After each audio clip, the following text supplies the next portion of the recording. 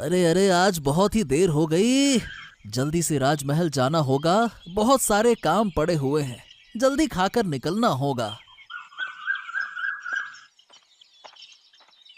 अरे माँ, अरे ओ माँ, अरे खाना दे दो मुझे। मुझे तो राजमहल जाना है।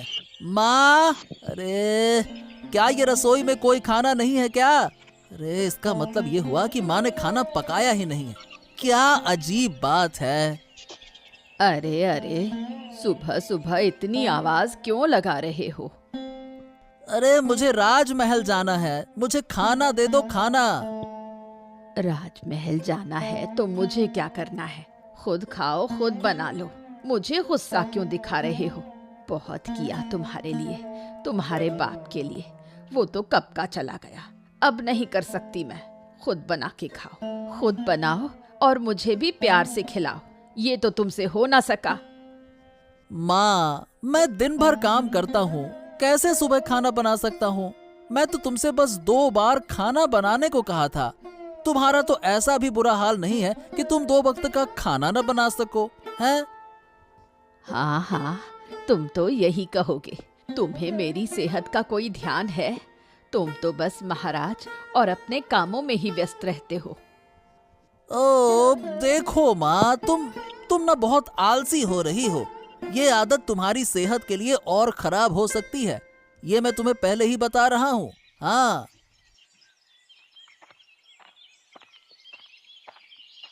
अरे माँ, अरे ओ माँ, माँ।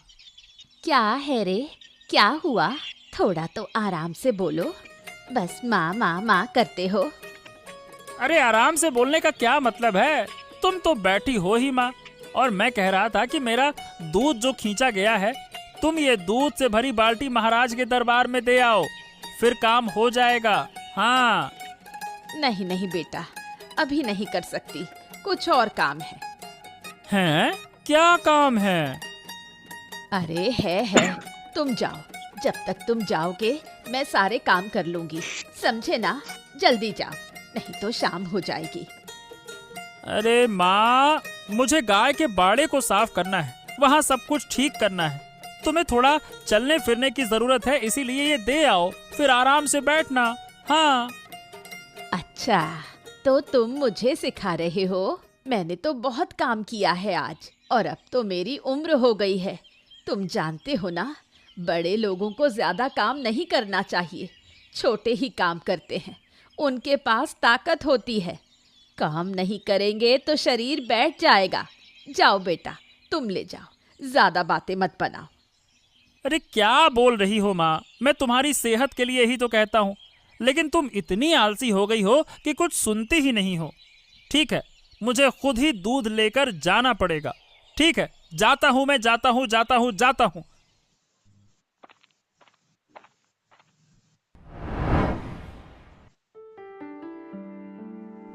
ओ देवराज, आओ आओ आओ आओ। प्रणाम महाराज।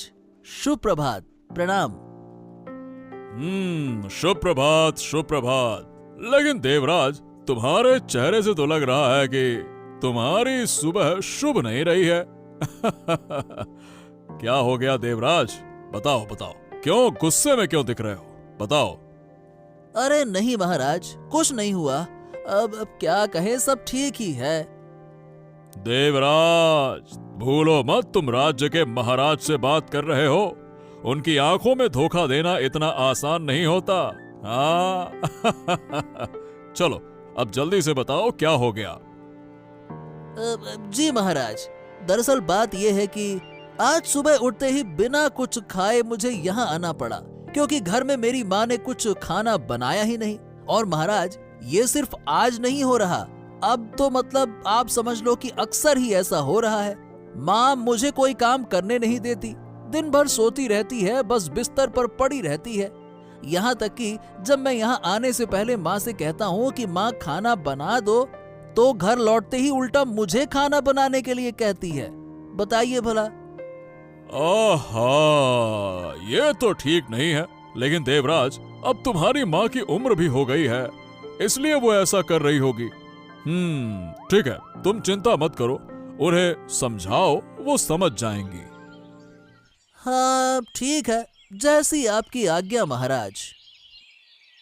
सभी मुझे छोड़ के चले गए, कोई भी मेरे पास नहीं है। अकेले अकेले खाने का भी मन नहीं करता।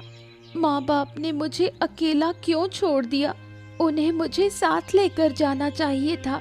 मैं भी आकाश का तारा बनकर उनके पास ही रहती। अरे ये पेड़ के नीचे कौन बैठा है? ओ हो, ये तो राखी है। राखी, राखी, क्या हुआ? हाँ बोलो। ऐसे अकेले क्यों बैठी हो? क्या हो गया? क्या बात है, बताओ। कुछ नहीं हुआ। हैं? तुम रो रही हो और कह रही हो कि कुछ नहीं हुआ? बताओ बताओ बताओ, क्या बात है, क्या हो गया, बताओ। असल में मुझे अपने माँ बाप की बहुत याद आ रही है। कितने दिन हो गए, उन्हें एक बार भी नहीं देख सकी। घर पर अकेले रहकर अब अच्छा नहीं लगता। लगता है मैं भी उनके जैसे आकाश में चली जाऊं। ओहो, ये सब नहीं सोचना चाहिए राखी। आओ, तुम आओ, मेरे साथ आओ। आज से तुम मेरे घर पर रहोगी, ठीक है? लेकिन अरे कोई लेकिन वेकिन कुछ नहीं। चलो, अब मैं कह रहा हूं ना कि मेरे साथ चलो तो चलो। चलो चलो चलो चलो चलो। ओफो, पूरे दिन लेटे लेटे कमर दर्द हो गई। थोड़ा चल कर आती हूँ। शाम को सड़क पर चलने से बड़ा आराम मिलता है। सूरज कितना सुंदर लग रहा है।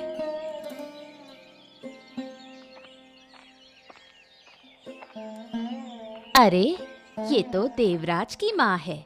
कहाँ जा रही हो? कहीं नहीं, बस थोड़ा टहलने आई थी। पूरा दिन लेटी रही, इसलिए अब थोड़ा बाहर आ गई। ओहो, मेरी भी यही हालत है। मेरा बेटा ही तो सब काम करता है, घर के काम हो या बाहर के काम। ऐसा बेटा कोई नहीं, बहुत अच्छा है वो। ओह, मेरे बेटे का तो कहना ही क्या। राज्य का मंत्री है। महाराज के बिना तो वो कुछ भी नहीं कर सकता। पूरे राज्य की जानकारी उसी के पास है। महाराज का सबसे विश्वसनीय आदमी है। कौन कहता है तुम्हें कि तुम्हारा बेटा ही सबसे विश्वसनीय है? मेरा बेटा माधव तो पूरे राज्य की बातें जानता है। हमारे घर के ग्वाले का दूध ना जाए तो महाराज मुंह तक नहीं लगाते। मेरा बेटा ही वो दूध लेकर जाता है। चुप रह, ज्यादा बात मत कर। मेरे बेटे को अगर पता चला तो तुझे ठीक कर देगा। क्या कहा तुमने? मुझ बूढ़ी को? तुम्हें क्या लगता है, तुम भी तो बूढ़ी हो? मुझे कहने चली है, मैं भी अपने बेटे को बताऊंगी, फिर देखो क्या होता है। प्रणाम महाराज। प्रणाम प्रणाम। आओ माधव, आओ आओ आओ। महाराज, क्या मैंने कोई अपराध किया है?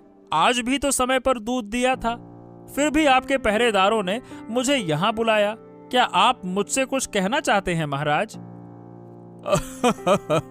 नहीं नहीं नहीं नहीं माधव, अपराध की बात हम क्यों करेंगे, लेकिन हाँ, एक महत्वपूर्ण बात थी जो तुम्हें बतानी थी। हाँ हाँ, क्या महाराज, कहिए। तो बात यह है कि तुम जो दूध हमें देते हो, कुछ दिनों से उस दूध में से बदबू आने लगी है। कई लोग उस दूध को पी नहीं पा रहे हैं। इसका क्या कारण है? पहले तो तुम बहुत अच्छा दूध देते थे, बताओ।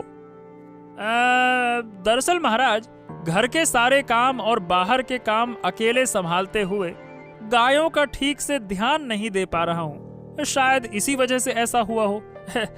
महाराज, कृपया करके माफ करें। मैं इस बात का ध्यान रखूंगा कि आगे से ऐसी कोई शिकायत ना आए। ये बताओ, अकेले क्यों? तुम्हारी माँ भी तो है, वो तुम्हारी मदद नहीं करती है क्या? हाँ महाराज, माँ तो है, लेकिन माँ मुझे किसी भी काम में मदद ही नहीं करती। उल्टा हमेशा मुझे डांटती रहती है। इस वजह से सब कुछ मुझे खुद ही अकेले करना पड़ता है।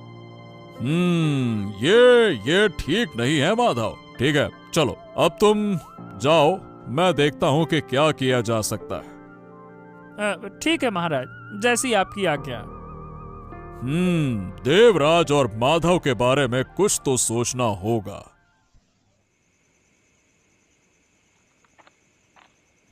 अरे देवराज, तू तो जल्दी आ गया बेटा।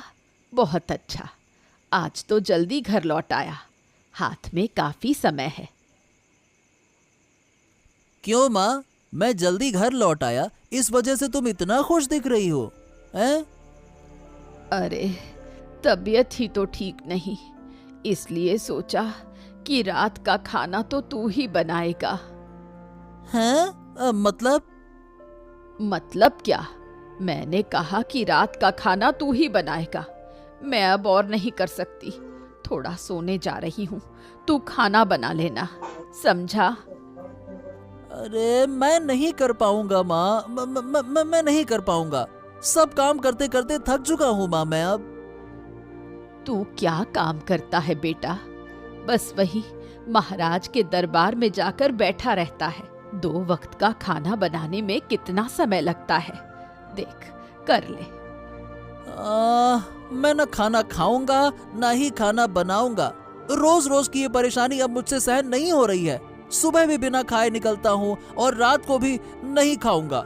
सो जा चुपचाप, जाओ सो जा, तुझे भी कुछ नहीं करना है, जा।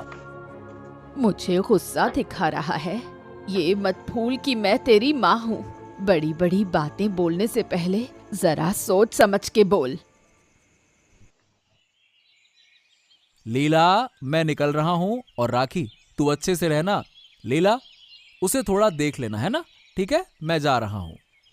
ठीक है, अपना ध्यान रखना। हाँ हाँ, मैं जल्दी वापस आ जाऊंगा। राखी, जा रहा हूं। ठीक है। ये क्या बेतुकी बातें कर रहा है? खुद के पास खाने के पैसे नहीं और एक लड़की को ले आया है। अब अच्छा नहीं लगता। सारा दिन काम करते करते हालत खराब हो जाती है मेरी, और दूसरी तरफ उसकी ये बेतुकी बातें नहीं रुकती। मुझे आदित्य दा के घर में इस तरह रहना अच्छा नहीं लग रहा। उन लोगों को भी परेशानी हो रही है। अरे महारानी, मैं तो कह रही थी कि सारा दिन क्या लेटी रहेगी और लेटकर मेरी शादीशुदा जिंदगी को नुकसान पहुंचाएगी? नहीं नहीं भाभी, तुम बताओ मुझे क्या करना है, मैं कर दूंगी। क्या घर में इतने सारे काम हैं, तुझे क्या दिखाई नहीं देता?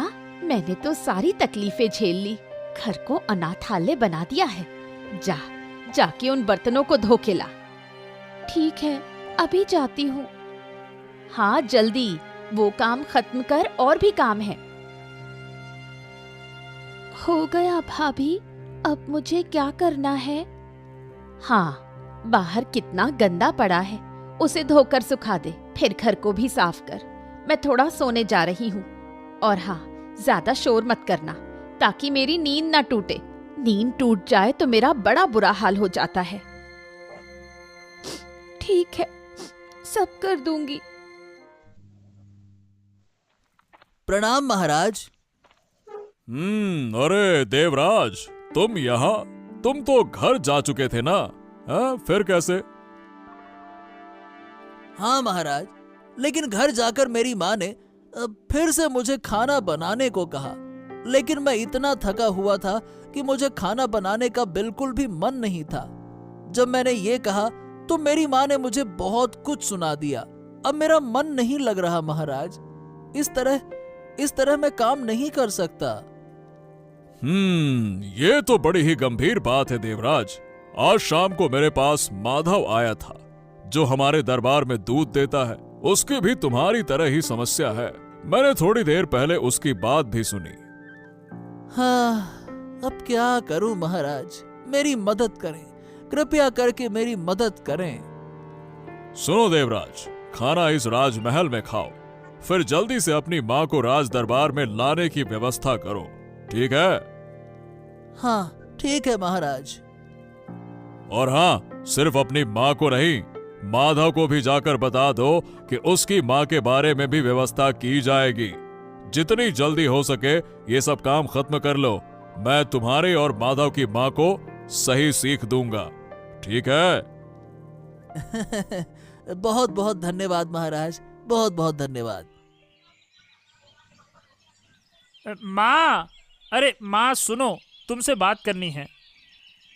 क्या हुआ बेटा, बोल। महाराज ने तुम्हें और मुझे दरबार में बुलाया है। हमें जल्दी जाना होगा। कल रात ही मुझे राज्य के मंत्री देवराज ने सूचना दी थी। महाराज ने मुझे? लेकिन क्यों बेटा? अब मुझे नहीं पता, वो हमें जाने को कह रहे हैं। हमें जाना चाहिए, नहीं तो महाराज नाराज हो जाएंगे। हाँ। तो क्या महाराज को मेरे आलस के बारे में पता चल गया है? शायद मेरे बेटे ने ही सब कुछ बता दिया होगा। अच्छा नहीं लग रहा। अब क्या होगा? और कल तो देवराज की माँ के साथ झगड़ा भी हुआ था, उस बारे में भी मुझे बुला सकते हैं। अरे क्या हुआ माँ, ये क्या सोच रही हो इतना? नहीं नहीं, मैं नहीं जाऊंगी। कल देवराज की माँ से मेरा झगड़ा हुआ था, शायद इसी वजह से मुझे बुलाया है। हमें जाना ही होगा माँ, चलो मेरे साथ, नहीं तो महाराज हमें सजा देंगे। तुम जिद मत करो फालतू में। अगर हमसे कोई गलती हुई है तो महाराज शायद हमें थोड़ी सी सजा देंगे, लेकिन अगर हम नहीं गए तो हमारी सजा दोगुनी हो जाएगी। हाँ। ठीक है, चलो। ओ राखी, जाओ खाना बना दो। हाँ, मैं अभी बनाती हूँ। आह आह, मेरा हाथ जल गया। आह। क्या राखी, तू ऐसे खाना क्यों बना रही है? ओ हो, कितना जल गई है तू। रुक रुक रुक रुक, मैं पानी लेके आता हूँ। लीला, अरे लीला, लीला। क्या हुआ? इतना क्यों चिल्ला रहे हो? अरे चिल्लाऊं नहीं तो क्या करूं? तुम राखी से खाना बनवा रही हो, क्यों हैं? अरे ये छोटी सी लड़की से काम करवा सकते हैं क्या, बताओ भला? और इतने दिन तो तुम खुद खाना बनाती थी, आज क्या हुआ हैं? मैं अकेले इतने सारे लोगों के लिए खाना नहीं बना सकती। इतने सारे काम अकेले कैसे करूं? तुम बैठकर सिर्फ खाते रहोगे, कोई काम नहीं करोगे। छी छी छी छी राखी, तुम इतना गिर चुकी हो, एक छोटी सी लड़की से खाना बनवाती हो। इतनी नीच सोच। ओहो, मैं सोचा नहीं था कि तुम ऐसा सोचती हो। मैं नहीं कर सकती, इस घर को छोड़कर चली जाऊंगी। तुम अपनी इस लड़की के साथ रहो, ये मैं कह रही हूँ। पूरे दिन खाना बनाने में मेरी जिंदगी खत्म हो रही है। या तो घर में कामवाली रखो या मुझे बाप के घर छोड़ दो। मेरी वजह से आदित्य भाई और भाभी के बीच इतना झगड़ा हो रहा है, मुझे उन्हें समझाना होगा। लीला, ऐसा मत करो। आदित्य भाई, इस घर को छोड़कर जा रही हूँ। लीला भाभी, तुम भी घर छोड़कर मत जाओ, मैं जा रही हूँ। तुम दोनों कृपया और झगड़ा मत करो।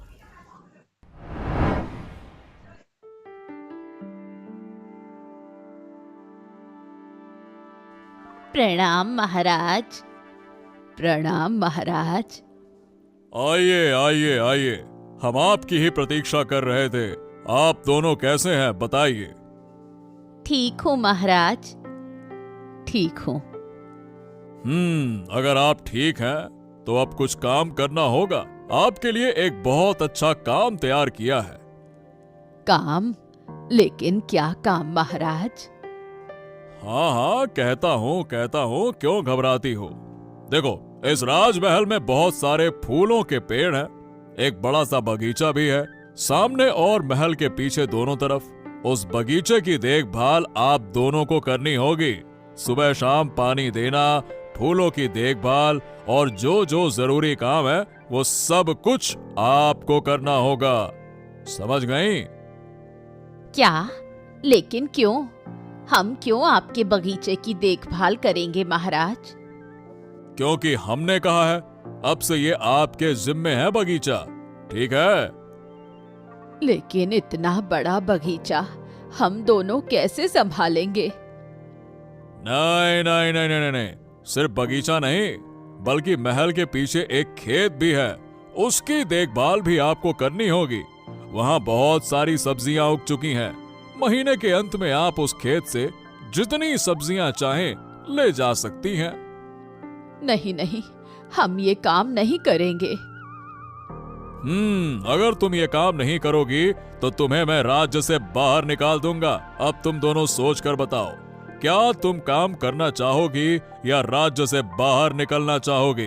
बताओ, सब कुछ तुम्हारे हाथ में है।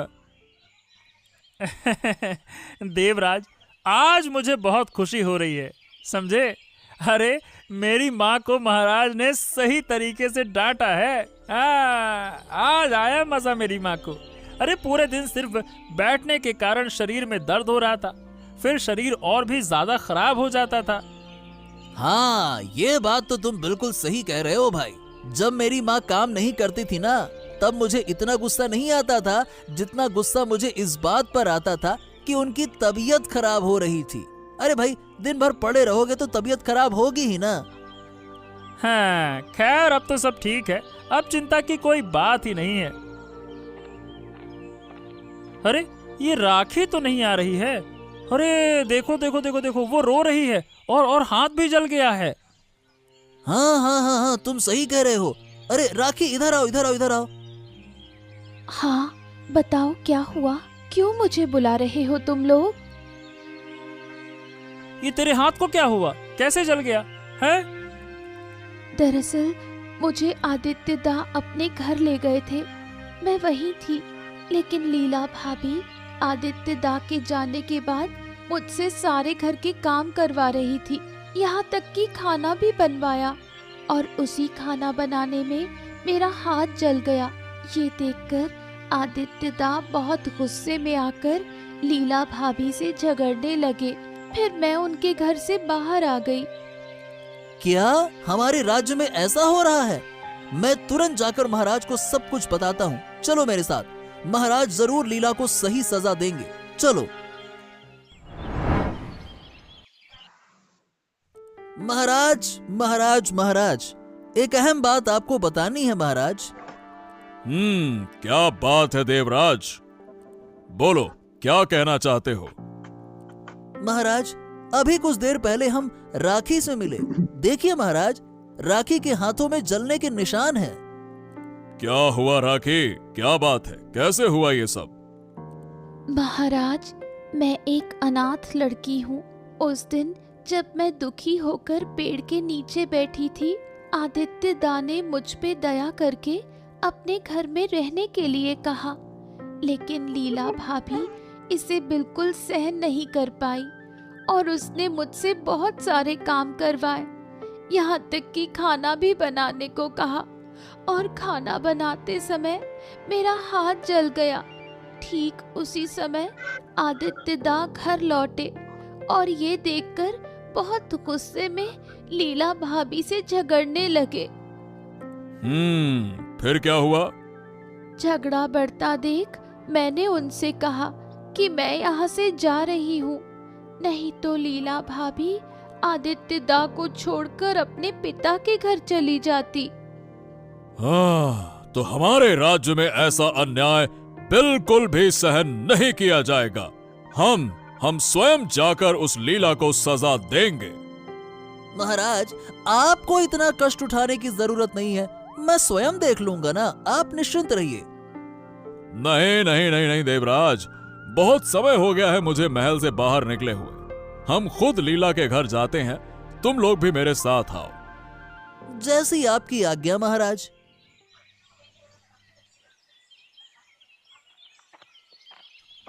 लीला, मुझे खाना दे दो। मैंने कुछ नहीं पकाया, अगर तुम्हें भूख लगी हो तो खुद बना लो या फिर काम करने वाला लाओ। क्या तुमने खाना ही नहीं पकाया? अरे ये सब क्यों कर रही हो लीला? इससे हमारे घर में और ज्यादा झगड़ा होगा। आदित्य, लीला, अरे कहाँ हो तुम लोग? बाहर आओ। कौन है जो इस समय हमें बुला रहा है? रुको, ये महाराज हैं। हाँ लीला, तुम्हारे पापों की सीमा अब बढ़ चुकी है। लेकिन मेरे राज्य में कोई लड़की पर अत्याचार नहीं करेगा। ये मैं बिल्कुल भी बर्दाश्त नहीं करूंगा। तुमको हम राज्य से निकाल रहे हैं। बाहर निकल जाओ इस राज्य से। नहीं नहीं महाराज, मैंने कुछ नहीं किया। हमें पूरी सच्चाई पता है। राखी ने हमें सब कुछ बता दिया है। कैसे तुमने उससे सारे काम करवाए और उस पर अत्याचार किया, हमें सब कुछ पता है। महाराज महाराज महाराज महाराज, मैं आपके कदमों में गिरता हूँ। आप मेरी पत्नी को राज्य से बाहर ना करें। मैं उससे बहुत प्यार करता हूँ महाराज, ऐसा ना करें। देखा, तुम्हारे पति ने तुम्हारे लिए कैसे माफी मांगी, जबकि तुम्हारे द्वारा किए गए सारे जुल्मों के बावजूद वो तुम्हारे लिए माफी मांग रहा है। समझ रही हो? हाँ महाराज, अब मैं अपनी गलती समझ गई हूँ। कृपया मुझे माफ कर दे। राखी, मुझे माफ कर दो। अब से तुम हमारी बेटी हो। हमारे घर कोई बच्चा नहीं, अब से तुम हमारी इकलौती बेटी हो।